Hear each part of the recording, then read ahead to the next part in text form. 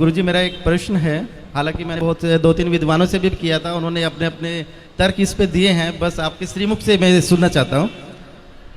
कहते हैं कि हम सब एक भगवान की कठपुतली हैं, जैसे वो नचाते हैं हम नाचते चले जाते हैं।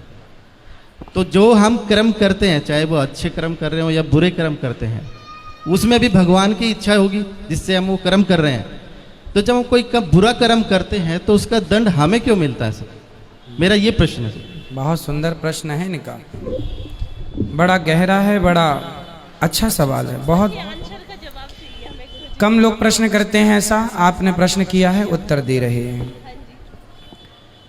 सारी काम भगवान करते हैं, कहते हैं ईश्वर की मर्जी के बिना पत्ता भी नहीं हिलता। तो जब सब भगवान करते हैं तो फिर पापी व्यक्ति क्यों है? बिल्कुल बिल्कुल, है ना। हमने चोरी की तो फिर हमने वो भी ईश्वर की मर्जी से की, क्योंकि सब ईश्वर की मर्जी से हो रहा है। ये सवाल है आपका। जी जी बिल्कुल। अब उत्तर के लिए आपसे ही मैं प्रश्न करूंगा। जी बिल्कुल। आपकी एक गाड़ी है, माना कि एक कार आपकी है और आप मालिक हैं, कार के मालिक। आपने एक ड्राइवर लगा रखा है जी।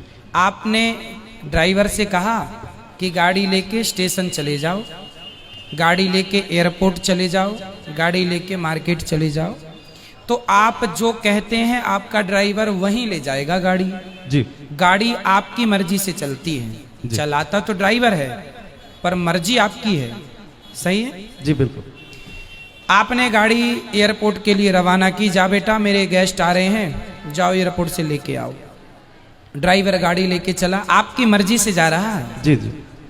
पर रास्ते में वो गाड़ी को किसी डिवाइडर से ठोक देता है, तो गाड़ी का एक्सीडेंट हो गया, गाड़ी का नुकसान हो गया, गाड़ी क्षतिग्रस्त हो गई। तो क्या ये आपकी मर्जी थी? जी नहीं।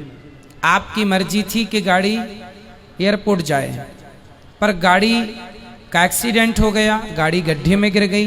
ये आपकी मर्जी नहीं थी, ये मर्जी नहीं थी, ये गलती थी। किसकी?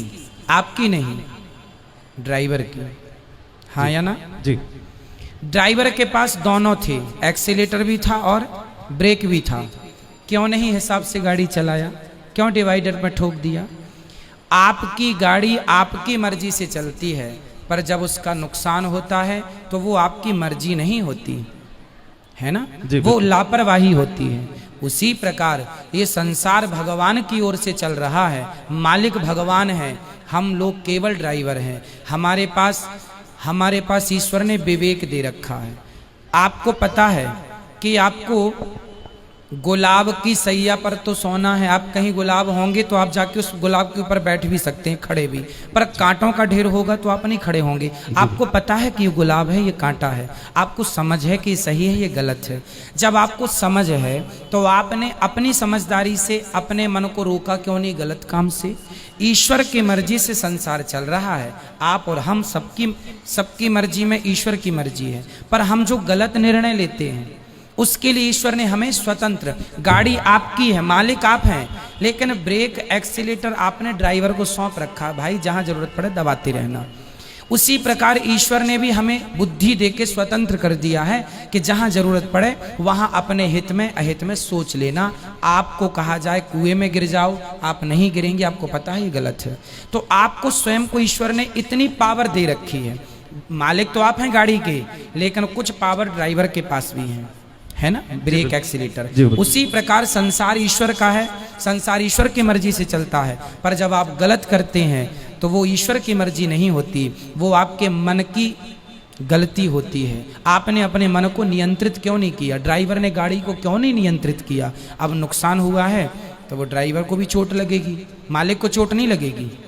भाई एक्सीडेंट हुआ है तो चोट, मालिक तो घर में बैठा है, मालिक तो परमात्मा है। अब तुम ही ड्राइवर हो तो तुम ही भोगो फिर। तो अपने अपने किए का दंड, ईश्वर की मर्जी से संसार चलता है, पर उन्होंने हमें सही गलत की सोच दे रखी है। सही गलत क्या है वो पहचान दे रखी है। अब आप गलत करें तो उसमें दोषी ईश्वर कैसे हो सकता है? जी गुरुजी, लेकिन मेरा एक थोड़ा सा डाउट है गुरुजी। जी। हमने रामायण सीरियल देखा है टीवी में, ठीक है। उसमें ये दिखाया गया था कि जब राम जी लंका को जीत लेते हैं और माता सीता जी जब अग्नि परीक्षा देती हैं, उसके बाद में राजा दशरथ जी आसमान में प्रकट होते हैं बिल्कुल। और वो राम जी को बोलते हैं कि मुझे तुम पर बहुत गर्व है, मैं तुमसे बहुत खुश हूँ। तो भगवान राम वहाँ पे उनसे एक चीज़ मांगते हैं कि आप मुझे एक वचन दे दो कि आप जो है माता कैकेयी को क्षमा कर दो, उनकी इसमें कोई गलती नहीं। लेकिन वो जो आप बता रहे हैं कि एक विवेक और जो बुद्धि जो दे रखी है वो भगवान ने सभी को दे रखी है, वो माता कैकेयी को भी दे रखी थी। ठीक है। लेकिन उन्होंने गलत निर्णय लिया, लेकिन भगवान ने उनको क्षमा कर दिया। तो मैं ये कहना चाह रहा हूँ कि जब भगवान उनको क्षमा कर सकते हैं तो हम लोगों को क्यों नहीं क्षमा कर? हाँ करते हैं, आपको भी करते हैं, हमें भी करते हैं। कब करेंगे? जब शरण में कैकेयी माँ चित्रकूट जब आई थी ना, तो उन्होंने क्षमा मांग ली थी राम जी से, आत्मसमर्पण कर दिया था, बेटा अपराध हो गया, राम यदि तुमने मुझे माफ कर दिया तो वचन दो कि अगली बार तुम मेरे पुत्र बन के आओगे। वही कैकेयी माता देवकी बनी और फिर उनके गर्भ से श्री कृष्ण प्रकट हुए। तो भगवान कहते हैं तुम कितने भी बड़े पापी हो, यदि मेरे सामने आके आत्मसमर्पण कर दोगे और मेरे हो जाओगे, मैं भूल जाऊंगा कि तुमने कोई पाप किया है। ये बात लिखी है, लिखित में सुनिए। सन्मुख हो ही जीव मोहि जबहि, जन सन्मुख हो ही मतलब जब मेरे सन्मुख आ जाएगा, समर्पण कर देगा, तो जन्म कोटि करोड़ों जन्मों के पाप मैं भूल जाऊंगा। ये लिखा है जी। जी। एक छोटा सा क्वेश्चन को जी, एक जी। और। हमने सुना है कि धर्म बहन होती है, लोगों से कहते सुना है कि ये हमारी धर्म बहन है। ठीक है। ये भी सुना है कि ये हमारी धर्म पत्नी है, लेकिन हमने ये कभी नहीं सुना कि ये हमारे धर्म पति है। ऐसा क्यों सर? हाँ, पत्नी भी एक ही होती है ना। अब दूसरी पड़ोसन को तो आप कह नहीं सकते कि मेरी धर्म पत्नी है जी। अपनी कोई ना, आप पत्नी कह सकती है मेरा पति है, परमेश्वर है। वहां धर्म तो लगा ही है, जुड़ा ही है, कहने की जरूरत नहीं है, है ना। इसलिए पत्नी धर्म पत्नी है, धर्म की माँ बन जाती है, धर्म की बहन बन जाती है। जो बन जाती हैं वो बन जाते हैं। अब सबको आप कैसे अपना बना सकते हैं? बना सकते हैं, पर सबको धर्म पति कैसे बनेगा? कोई पति व्रता नारी है ना, एक पति के सिवा, एक पुरुष के सिवा पराये पुरुष पर नजर जाएगी तो समाज उसे कुलटा कहेगा, चरित्रहीन कहेगा। शूर्पणखा गई थी तो उसकी नाक कान भंग हो गई। केवल ये धर्म नारी का नहीं है, पुरुष का भी है। नारी का धर्म है कि वो अपने पति को ही परमेश्वर माने, और पुरुष का धर्म है अपनी पत्नी के सिवा पराई नारी को माँ, बहन और बेटी के रूप में ही देखे। यहाँ वहाँ देखने की जरूरत नहीं है। ठीक है, धन्यवाद गुरुजी, बहुत बहुत धन्यवाद। खुश